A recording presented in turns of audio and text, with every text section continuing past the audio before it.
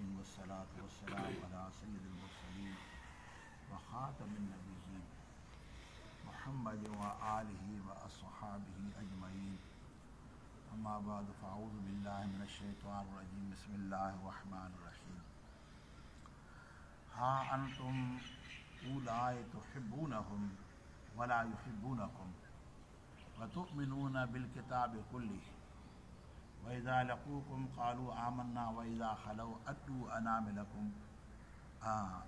अलैकुमुल अनामिला मिनल ग़ैज़ क़ुल मूतू बिग़ैज़िकुम इन्नल्लाहा अलीमुम बिज़ातिस सुदूर। सदक़ल्लाहुल अज़ीम व सदक़ रसूलुहुन नबियुल करीम। मालिक साईं इरशाद फरमायो, तव्हां ॿुधो त तव्हां उहे आहियो जो मुहबत कयो था उन्हनि खे, वला युहिब्बूनकुम, ऐं उहे तव्हांखे मुहबत नथा कनि। जॾहिं इंसान जे दिलि जे अंदरि ईमान अची वेंदो आहे त उनजो सीनो मुहबतुनि सां मालामाल थी वेंदो आहे। ईमान वारो माण्हू अलाह सां बि मुहबत कंदो आहे, अलाह जे रसूल सां बि मुहबत कंदो आहे ऐं अलाह जी मख़लूक सां बि मुहबत कंदो आहे ऐं उनखे हर तरफ़ ख़ैर ई ख़ैर नज़र ईंदो आहे। ईमान इंसान जी अहिड़ी इस्लाह थो फरमाए जो हुनजे ज़ाहिर जे अंदरि बि सुकून आहे त बातिन जे अंदरि बि सुकून आहे। ईमान हिकु अहिड़ी कैफ़ियत आहे, जॾहिं मोमिन जे सीने जे अंदरि उहा दौलत अचे थी पई त सभिनि जो ख़ैरु चाहे थो पए।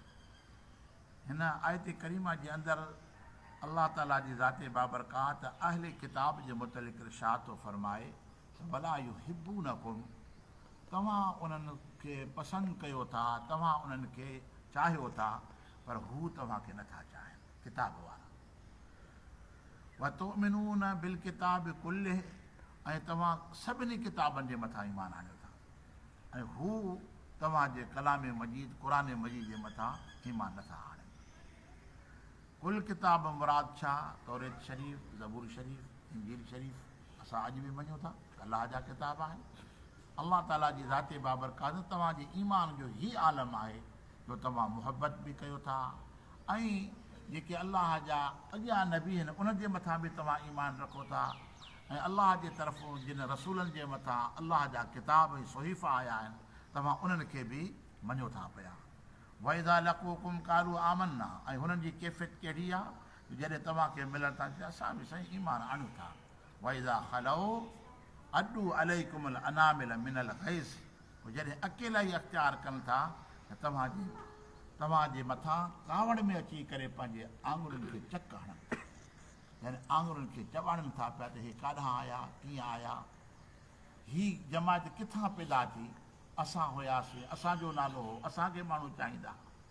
हिकिड़ी फितरी तक़ाज़ा बि आहे, इंसान कंहिंखे दुनिया लिहाज़ सां उभरंदे ॾिसंदो आहे त बर्दाश्त न करे सघंदो आहे त भई चङो मुड़ुसु ॻोठ में मां हुउसि, हे वरी कीअं पैदा थियो आहे, ॻोठ जा भला असां हुआसीं, हीअ वरी असांजे मुक़ाबले में छो थियो आहे। हिकिड़ी फितरी तक़ाज़ा आहे। पर अल्लाह ताला जी ज़ाते बाबरकात फर्ज़ ईमान वारो तव्हांजे मथां अहिड़ा माण्हू बि आहिनि जेके कावड़ में अची करे उहे पंहिंजे आङुरनि खे चॿाड़नि था पिया। एॾो उनखे गुस्सो अचे थो पियो त हीअ किथां आया, छो आया। अल्लाह ताला जी ज़ाते बाबरकात इरशाद फरमाए कुल मूतू बिग़ैज़िकुम, मौत इन्हनि खे फरमाए त तव्हां पंहिंजे गुस्से में भली मरी वञो, छा बि थी वञे, पर अलाह जी मर्ज़ी इहा ई आहे, अलाह जी मशीयत इहा आहे जो तव्हांखे ख़ुदा ताला जी ज़ाते बाबरकात हर जॻह ते कामयाबु फरमाईंदी। इन्नल्लाह अलीम बिज़ातिस सुदूर, अल्लाह ताला बेशक सीननि जे राज़नि खे सुठी तरह सां ॼाणींदो आहे। व इन तमसस्कुम हसनतुन तसुहुम व इन तुसिबकुम सय्यतुन यफ़रहू बिहा, जेकॾहिं तव्हांखे का भलाई थी पहुचे त पोइ उन्हनि खे इहा ॻाल्हि वणे ई कोन थी पई। जेकॾहिं तव्हांखे का तकलीफ़ थी पहुचे त दिली तरह सां ख़ुशि था थियनि। फरमाए त वइन तस्बिरू व ततक़ू ला युदुर्रुकुम कैदहुम शैया, फरमाए त जेकॾहिं तव्हां सब्र अख़्तियार कयो, तक़वा अख़्तियार कयो, यानी दीनी कमनि जे मथां तव्हां अमल कयो, इन्हनि जो मकर फ़रेब तव्हांखे को बि नुक़सान न पहुचाईंदो। जेको तव्हांजी मुखालिफ़त कनि था पिया, तव्हां नेकनि भलारनि जे मथां जेके माण्हू आङुरियूं चॿाड़नि था पिया, ख़ुदा ताला जी बाबरकात फरमाए त उहे ज़बानी तरह सां तव्हांजी मुखालिफ़त कनि था पिया, बल्कि तव्हां अमली तरह सां जेको कमु कयो था कयो, कामयाबी जो रस्तो इहो ई आहे। यानी कामयाब उहो थींदो आहे जेको अमल करे ॾेखारे। अलाह ताला जी ज़ाते बाबरकात फ़र्ज़ ॿ शयूं अहम अथव। हिकु कहिड़ी?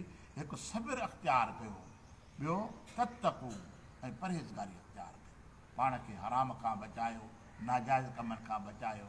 हे जेके जिस्मानी आज़ा अलाह ताला जी ज़ाते बाबरकात अता फरमाया आहिनि, जे ॿ अखियूं आहिनि, कन आहिनि, ज़बान आहे, ॿ हथ आहिनि, ॿ पेर आहिनि। तक़वा जी माना इहा आहे त इन सभिनी शयुनि जी हिफ़ाज़त करणु। हीअ माण्हू पंहिंजी शइ खे कीअं संभाले रखंदो आहे? जेकॾहिं क़ीमती शइ हूंदी आहे न, पोइ माण्हू छा चवंदो आहे, इनखे मुकफ़ल कयां, इनखे ताले में बंदि कयां, इहो क़ीमती शइ आहे। जिस्म जे अंदरि अलाह असांखे क़ीमती शयूं ॾिनियूं आहिनि। ज़बान, अखियूं, ॿुधण वारी कुवत, हथ पेर, इहे क़ीमती शयूं आहिनि ऐं इन्हनि में ख़यानत न कजे।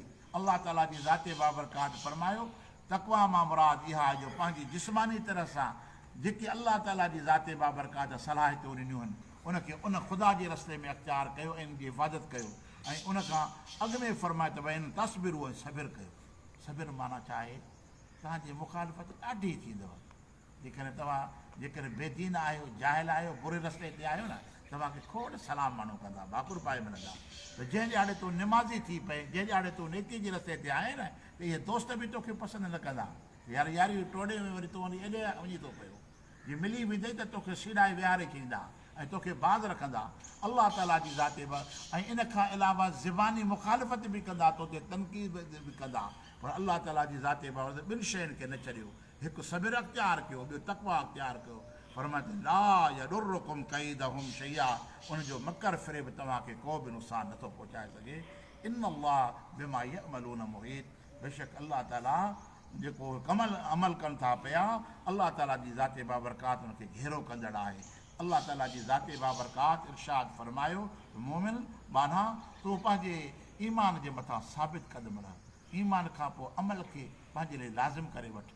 जॾहिं तुंहिंजे अंदरि ईमान बि मुकमिल आयो, अमल बि मुकमिल आयो, पोइ केर बि तुंहिंजी मुखालिफ़त करे, तुंहिंजी मुखालिफ़त करण वारो उहो नेस्तो नाबूद थी वेंदो, बाक़ी तोखे को बि नुक़सानु न पहुचाए सघंदो। अलाह ताला जी ज़ाते बाबरकात तालीम थो ॾिए पंहिंजे बंदनि खे। ऐं सबिर मां मुराद इहा आहे ज़बान खे पंहिंजे कंट्रोल में कर। जेकॾहिं तुंहिंजी केरु मुखालिफ़त करे थो, तोखे इज़हार असानी जो इरादो करे थो पियो, तूं सबिर अख़्तियार कर। हर मामले जे अंदरि ज़बान खे न हलाए, उनखे जवाबु ॾे, उनजो रद्द पेश कर न। बल्कि इहो वॾे में वॾो कमाल मोमिन जो इहो आहे जो मुखालिफ़ खे पंहिंजे ज़बान जो रद्द न ॾे, बल्कि पंहिंजे रस्ते जे मथां मुस्तक़ीम हुजे, क़ाइमु हुजे।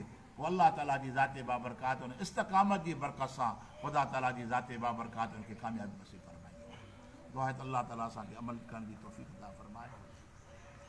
वमा अलैना इल्लल बलाग।